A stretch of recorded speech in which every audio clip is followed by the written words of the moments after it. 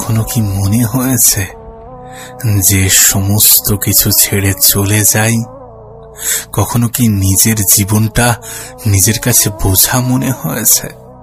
কখনো কি মনে হয়েছে যে পৃথিবীতে আমার থেকেও বেশি দুঃখী আর কেউ নেই? আমার মতো জীবন যেন উপরওয়ালা এ পৃথিবীর অন্য কারোর না দেয়।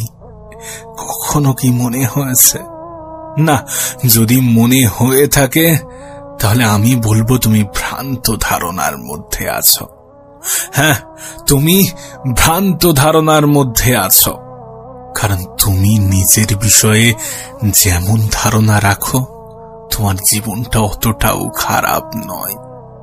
তুমি যতটা নিজেকে দুঃখী ভাবো ততটাও দুঃখী তুমি নও।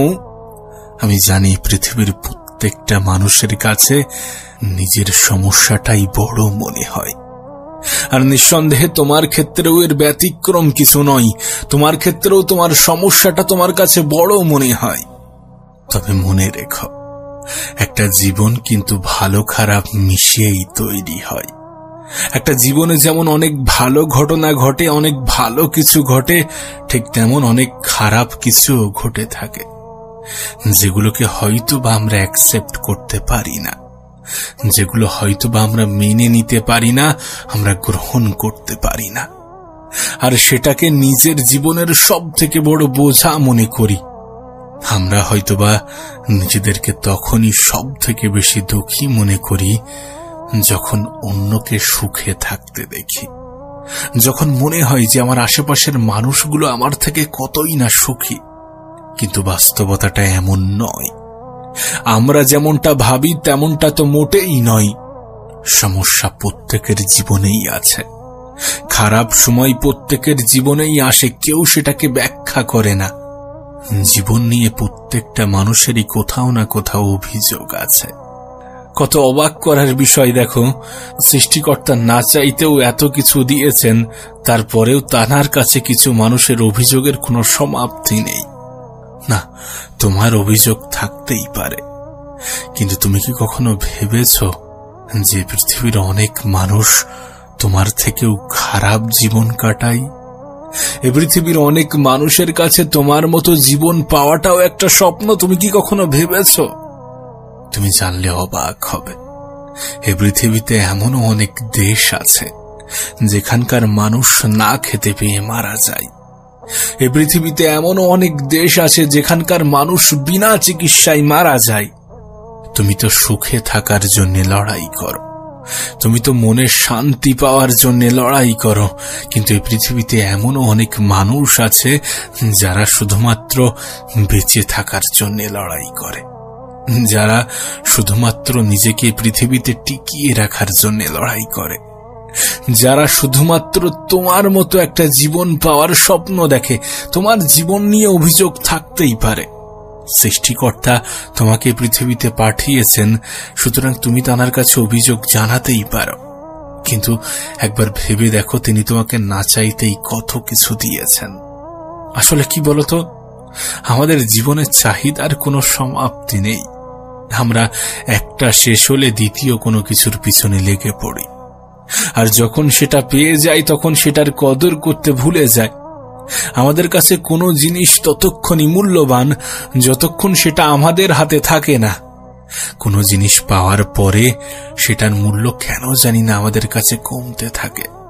কোনো জিনিস পাওয়ার আগে এবং হারানোর পরে আমাদের কাছে সব থেকে বেশি মূল্যবান হয়। একবার ভেবে দেখো, বিষয়টা যদি এমনই হয় তাহলে কোনো জিনিস দ্রুত পেয়ে গেলে সেটার আমরা মূল্য দেব না, আর সেই জন্যই হয়তোবা দ্রুত কিছু পেয়ে যাই, সেটা সৃষ্টিকর্তা চান না।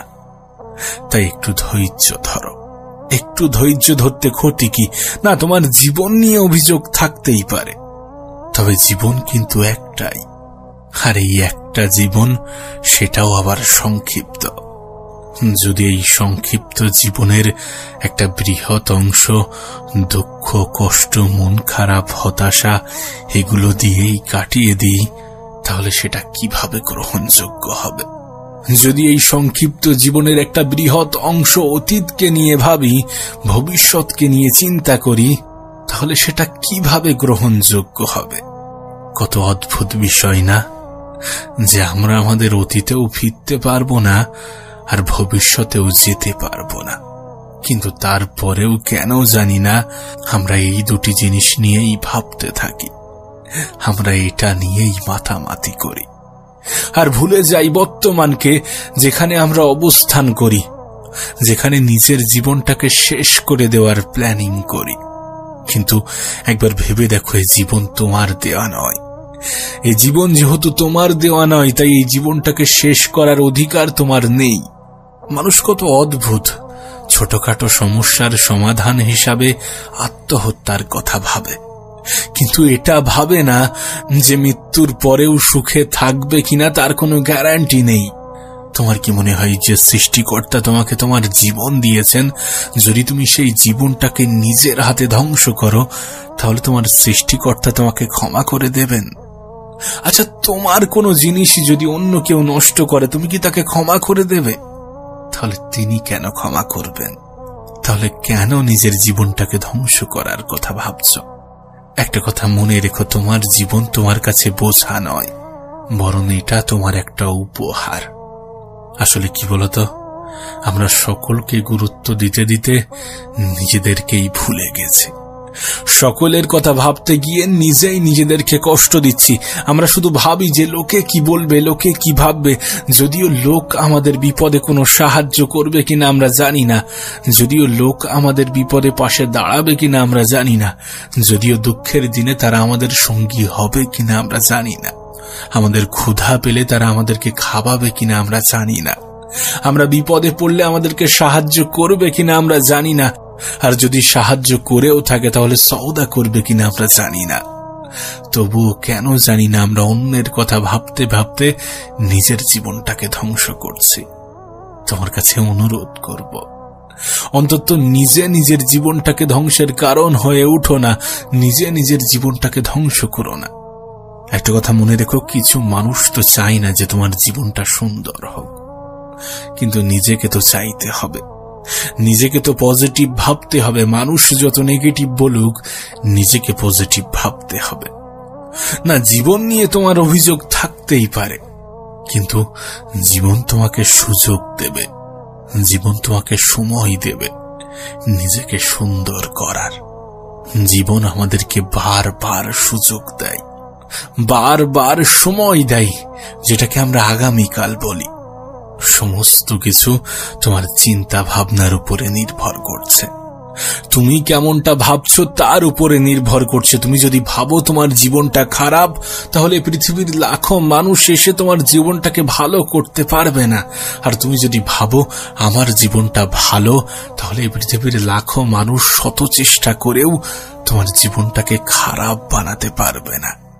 তবে এটুকু বলতে পারি যে পৃথিবীর লাখো মানুষ তোমার মতো জীবন পাওয়ার স্বপ্ন দেখে। এই পৃথিবীর লাখো মানুষ কত রাত না জানি না খেয়ে কাটায়। এই পৃথিবীর লাখো মানুষের রাত না জানি কতটা ক্ষুধার মধ্য দিয়ে কাটে। আমি জানি না তোমার জীবনের সমস্যাটা কি, কিন্তু এটুকু বলতে পারি তোমার সমস্যার থেকেও বড় সমস্যা এই পৃথিবীর লাখো মানুষের জীবনে আছে, কিন্তু এখনো পর্যন্ত তারা জীবনে হার মানেনি। বরং আমার মনে হয় তারা আমাদের থেকেও নিজেদেরকে বেশি সুখী মনে করে। এর কারণ কি বলতো? ভালো খাবার খাওয়ার আনন্দ সেই সব থেকে বেশি উপভোগ করতে পারবে যে ক্ষুধার্ত। তাই তোমার কাছে অনুরোধ করব, নিজেকে তাদের সাথে তুলনা করো যারা তোমার থেকেও খারাপ পর্যায়ে আছে।